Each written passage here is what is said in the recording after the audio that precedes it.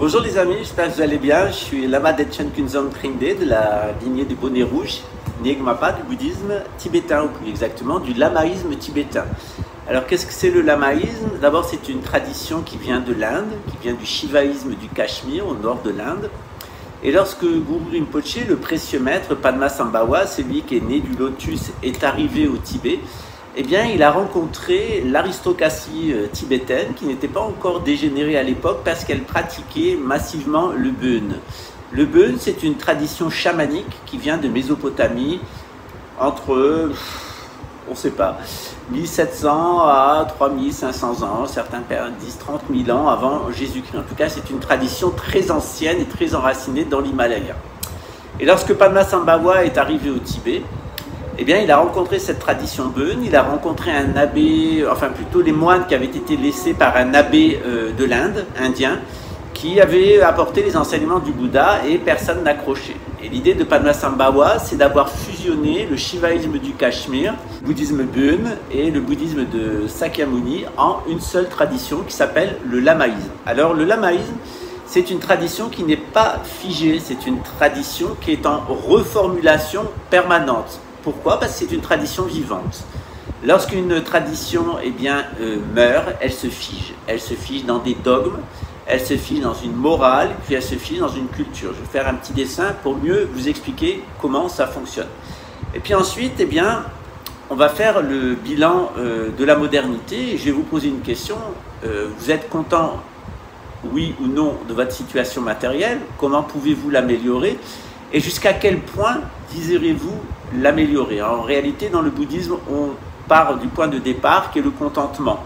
C'est-à-dire certaines personnes ne vont pas se contenter avec un Boeing 747 de luxe et des voyages sur toute la Terre. Ils vont vouloir aller dans l'espace. Et puis certaines personnes n'ont même pas une patinette et pourtant elles sont heureuses. Alors pourquoi on n'est pas heureux avec un Boeing 747 et pourquoi on est heureux avec une patinette? On va se poser la question.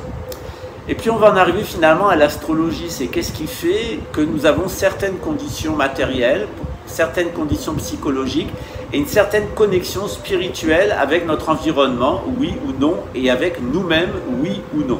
C'est ce qui fait la spécificité de chacun, et cette spécificité, on la découvre dans l'astrologie synarchique. L'astrologie synarchique, c'est une très vieille technique d'astrologie qui vient du Bön, qui vient de l'Égypte, qui est certainement la plus ancienne et qui n'a rien à voir avec l'astrologie moderne. Donc c'est l'objet de cette petite causerie du moment. Voilà, alors on va commencer par le commencement. Comment est-ce qu'on passe d'une révélation par un maître spirituel à finalement une culture et quelle est la valeur d'une culture? La grande expérience de la relation avec Dieu, elle commence bien souvent par une révélation qui est faite à un individu. Ça peut être Moïse, le prophète Mohammed, Jésus, etc. Et cet individu va transmettre son enseignement à une collectivité. Et on trouve deux collectivités. Des collectivités spirituelles, comme les personnes qui ont entouré le prophète Mohammed dans le vallon, et qui vont avoir un certain nombre de pratiques spirituelles, puis une collectivité religieuse pour laquelle on va organiser des cultes. Et on a ce côté ésotérique, spirituel, avec des pratiques secrètes, et ce côté exotérique, religieux, avec des cultes. Et cet ensemble-là va donner dans une société des disciplines, des groupes de disciplinés, des groupes d'étudiants, de spirituels, et puis des groupes sociaux, les 4 castes en règle générale, qui vont être animés par un ensemble d'habitudes. Lorsque tout ça descend et se laïcise, on obtient ce qu'on appelle la culture.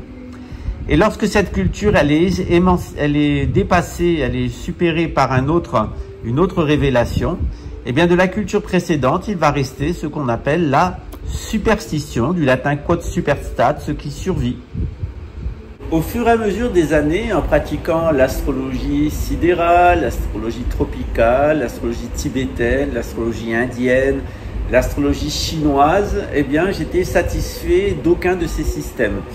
Et l'idée m'est venue en lisant les ouvrages de Christian Jacques et des ouvrages d'égyptologie, en observant l'astrologie égyptienne. Je me suis dit pourquoi ne pas avoir une lecture beaucoup plus simple de l'astrologie qui correspond à la gnose. Et très rapidement, j'ai vu émerger un système assez simple que j'utilise pour faire de l'astrologie. Alors je pourrais faire la longue liste des personnes qui sont satisfaites depuis 30 ans de ma pratique de l'astrologie. C'est une astrologie qui est très intuitive en réalité et qui permet d'aller au cœur des problématiques. En règle générale, dans l'astrologie, eh bien, on prétend dire dans l'astrologie qui vous êtes. Moi, dans l'astrologie, je vais vous dire qui vous n'êtes pas. Qui vous êtes, c'est Dieu. Et qui vous n'êtes pas, eh bien, c'est votre ego. Mais quand votre ego est au service de Dieu, ça va très bien. Mais lorsque votre ego est en lutte contre Dieu, ou quand votre ego se prend pour Dieu, ou quand vous prenez le mémoriel pour votre Dieu, que vous prosternez devant vos expériences, eh bien là, vous êtes véritablement un bon Satan, un bon adversaire. Donc, j'ai mis au point un système d'astrologie. J'ai une consultation d'astrologie presque tous les jours en semaine. Ça va entre 1h30 et 7h30 selon les personnes, la complexité. Et je vais vous dévoiler un petit peu plus de choses sur mon système. Alors, dans ce système que je représentais rapidement ici, d'abord, je fais une cartographie de la personne. C'est ce que j'appelle le grand dépotage. Et ensuite, je vais parler ici du cheminement de vie. Donc, je pars du signe de naissance pour aller vers l'ascendant et je vais regarder comment le cheminement de vie est caractérisé par 3 planètes qui sont très importantes, qui sont Pluton, la planète des profondeurs, Neptune, la planète de l'imagination et Uranus, la planète du foyer. Pourquoi? Parce qu'en règle générale, nous allons rencontrer dans la vie des choses qui sont liées à la maison, évidemment, c'est Uranus, des choses qui sont liées à toute notre capacité imaginative et puis quelque chose qui est lié plutôt au sexe, aux profondeurs, à la recherche, qui est Pluton. Et donc, je vais observer comment, du passage entre votre signe et votre ascendant, qui est votre cheminement de vie. Normalement, vous devez réaliser votre ascendant au moment de votre mort et vous commencez en rentrant ici dans le zodiaque et vous sortirez par votre ascendant. Ensuite, en fonction de ces combinaisons qui sont liées aux places des constellations et les maisons dans lesquelles elles sont, je vais déterminer votre égotype. Il y en a 9, ils correspondent à 9 types de démons dans l'astrologie tibétaine et on l'identifie pour voir comment vous fonctionnez comme point de départ dans votre existence. Mais l'objectif, c'est d'expérimenter tous les égotypes et surtout de s'en libérer. C'est ni être dans la compulsion, ni être dans l'intégration, mais c'est d'aller au-delà des signes. Puisqu'on a parlé du soleil de naissance, on regarde comment il est caractérisé avec Mercure et Vénus, qui permet d'avoir une idée de la providence divine, comment Dieu va vous nourrir en vitalité. Et de l'autre côté, on va voir comment vous êtes nourri en mémoriel avec la Lune, et en particulier avec Jupiter, qui est la planète du châtiment. Quand on enfreint aux lois naturelles, Saturne qui est le grand enregistreur cosmique, puis on va voir comment tout ce mémoriel, notre dragon avec sa queue et sa tête, il nous conduit à 2 grandes problématiques de notre vie. Chiron, qui est l'agent initiateur, qui va nous initier à la vitalité, qui nous permet de nous réaliser d'un point de vue solaire. Et de l'autre côté, Lilith, qui va complètement nous faire rentrer dans les épreuves et dans les conditionnements. Au centre, on a évidemment Mars, qui est la planète de notre volonté. Donc ici, on a la providence divine. Ici, on a le destin. Et ici, on a notre volonté, c'est-à-dire comment avoir une volonté la plus solaire possible, avec beaucoup d'imagination, avoir une volonté qui se soumet à Dieu, au soleil, à la vitalité, au constructif, et puis comment cette volonté, elle peut aussi être destructrice, en répétant les erreurs du passé. On a ici l'arbre de la connaissance du bien et du mal, et ici l'arbre de vie. Et puis au final, on observe comment vos 4 éléments sont caractérisés, et on rentre à proprement parler dans des considérations d'ordre médical. On va savoir comment ça fonctionne chez vous au niveau de l'espace en général, de l'espace de votre corps, et puis comment se comportent vos souffles internes, comment se comporte votre feu digestif, comment se comporte votre système lymphatique, et puis votre système corporel en lui-même, comment est-ce qu'il peut être affecté par tout ce qui se passe autour. Alors évidemment, l'astrologie avec moi, elle tient compte de tous ces aspects. Elle tient compte de ces grands mécanismes où je vous réinscris dans cet ordre cosmique, dans le macrocosme, et j'étudie votre microcosme. Mais je vais aussi tenir compte du fait que vous êtes ou non dans une discipline initiatique. Vous avez reçu une initiation, vous êtes discipliné, Chiron est entré dans votre vie. Ou alors, vous pratiquez une religion, mais à ce moment-là, dans la pratique de la religion, vous allez être soumis à l'élite, à l'ancestral, à des choses qui vont modifier complètement la perception de votre être. Donc faire un thème astral avec moi, ça permet de vous connaître vous, de vous resituer par rapport au cosmos et de vous resituer par rapport à votre milieu. Il y a des personnes qui me disent quelquefois, eh bien tu sais, Lama, tu me connais mieux que ma femme, mieux que ma mère et mieux que mon père. J'ai même quelques petites blagues qui me sont arrivées en pensant que mon consultant était tout seul dans la pièce. Sa femme était rentrée. Et donc ça a créé un certain nombre de problèmes parce que je me suis mis à parler de sa sexualité. Il avait une sexualité cachée. Donc on peut souvent découvrir à travers l'observation de la carte de naissance et ensuite de la révolution solaire un certain nombre de choses. L'astrologie, c'est pas des mathématiques, hein, on n'a pas, c'est pas faire des calculs pour regarder les positions des planètes et aussi regarder les images qui correspondent, les images célestes. Vous savez que j'ai été le seul à expliquer que le tarot, c'était 22 cartes du ciel, c'est-à-dire à la fois des templums, des cartes du ciel, à la fois des tempus, des moments de l'année qui sont liés à certaines planètes, certaines constellations. Eh bien, c'est pareil avec vous, vous avez un templum qui est gravé à l'intérieur de vous et vous avez un tempus qui est le temps de votre vie. Mais l'objectif, c'est de dépasser justement tout ce qui est gravé à l'intérieur de nous, de garder ce qui est bon et d'avoir les instruments clés pour découvrir comment se soigner. Dans le bouddhisme tibétain, dans le lamaïsme, on a un certain nombre de techniques qui permettent d'abord de travailler sur les tentations. C'est un travail qui se fait avec des divinités courroucées. Donc on travaille grosso modo sur Lilith pour exorciser un certain nombre de présences indésirables, un certain nombre de poisons émotionnels.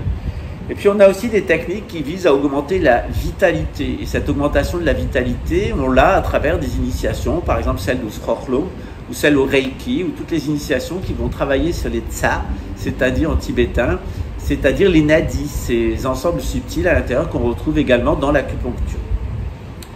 Il y a également un travail au niveau hygiénique, c'est-à-dire de trouver de l'alimentation qui nous convient. Alors souvent on s'aperçoit que les gens adorent les aliments qui leur font du mal.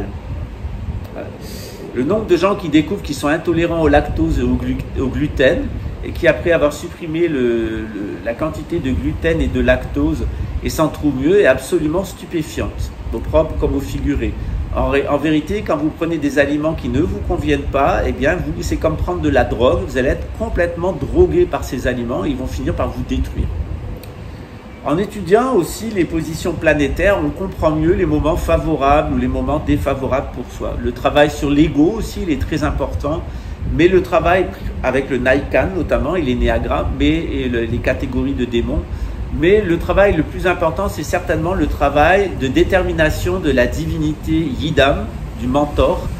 Et grâce à cette divinité, nous allons avoir un antidote général à tout ce qui fait nos conditionnements, de tout ce qui fait nos conditions de vie totalement samsariques et nous amène de l'ignorance de nous-mêmes jusqu'à la souffrance perpétuelle. C'est un mécanisme où, en nous connaissant mieux, on va faire tourner la roue. On ne va pas aller de l'ignorance jusqu'à la souffrance.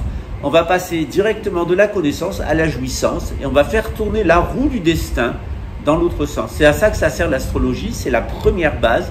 Et à partir de cette base, je vais pouvoir, si vous acceptez d'être mon étudiant, si vous me demandez d'être mon étudiant, je dirais oui ou non, je vais organiser avec vous votre travail.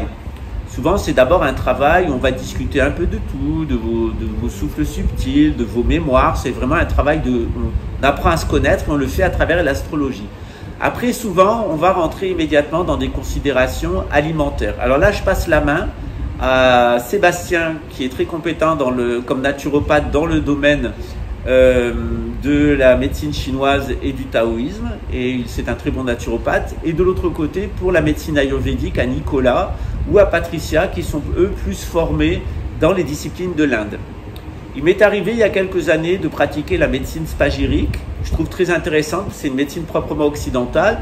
J'ai pris quelques cours en médecine tibétaine que je trouve aussi passionnante, en médecine chinoise que je trouve tout aussi passionnante et en médecine indienne. J'ai fait quelques cours avec Deepak Chopra, mais ce n'est pas le gros de mon travail. Le gros de mon travail et le travail que je préfère, c'est le travail évidemment sur les égotypes, apprendre à connaître son égotype, comment on peut l'utiliser en bien et comment on peut l'utiliser pour ne pas faire de mal aux autres, rester compatissant et quand c'est nécessaire, déstabiliser la personne à partir de son égotype, en particulier si elle essaye de nous nuire. C'est facile de mettre le doigt où ça fait mal. Pour certaines personnes, c'est l'orgueil. Leur orgueil démesuré font que quand on les touche dans leur ego, ils réagissent immédiatement. certaines personnes, c'est la loyauté, et en les mettant en situation d'être complètement déloyales, c'est aussi une manière de les pousser à aller jusqu'au bout de leur vie, de s'auto-détruire lorsque ces personnes-là sont devenues perverses. En règle générale, j'essaye d'abord d'aider les personnes au maximum. Si vraiment la personne est complètement hostile et que j'ai pas le choix, eh bien, je vais la repousser en utilisant son égotisme. Alors j'ai des étudiants qui me font croire qu'ils ont réalisé, j'ai un couple d'immatures spirituels qui se sont amusés à un moment à me faire croire qu'ils avaient parfaitement réalisé leur égotype. Alors je les avais vus venir et je les avais identifiés sur un autre égotype. Donc quand ils me jouaient la comédie, c'était tellement visible qu'ils avaient appris la leçon par cœur et qu'ils me manipulaient que c'est devenu grotesque. Voilà. Et c'est très certainement ce qu'il faut faire quand on a des personnes mal intentionnées, c'est en rire et montrer à quel point leur hostilité, leur méchanceté est grotesque, parce qu'être méchant, être menteur, être tout ce que sont ce genre de personnes, c'est quand même quelque chose de grotesque et d'assez, en vérité, même pas méprisable, mais risible. Ce sont des enfants mal élevés. Mon travail préféré, c'est évidemment le travail sur les yidam, sur les menteurs spirituels, c'est-à-dire les mentors spirituels, c'est-à-dire eh bien, identifier ce qui ment spirituellement à l'intérieur de vous. Vous êtes un menteur spirituel, nous sommes tous des menteurs spirituels, tant que nous n'en avons pas réalisé notre mentor spirituel. La principale façon de se mentir spirituellement, c'est d'être matérialiste et de n'accorder d'attention qu'aux choses matérielles. En réalité, c'est oublier ces choses complètement concrètes et matérielles, qu'à l'intérieur de la Terre, il y a une boule de feu qui est issue du soleil et qu'il y a toujours Dieu qui vit à l'intérieur de nous, et que quand on se contente de choses matérielles, on se contente quand même d'une toute petite écorce autour de la Terre, alors qu'il y a un feu si passionnant issu du soleil qui brûle à l'intérieur de nous et qui, finalement, est la seule source qui amène la vie dans notre existence. Voilà, vous connaissez un peu ma technique. Ben maintenant, la balle vous est lancée. Si vous voulez commencer un travail avec moi, que ce soit un travail d'accompagnement avec notre groupe ou que ce soit simplement votre astrologie, ben on est à votre disposition. Il suffit de joindre le secrétariat. Actuellement, on a à peu près 3 semaines de délai d'attente dans les prises de rendez-vous. Voilà, à très bientôt. Ciao.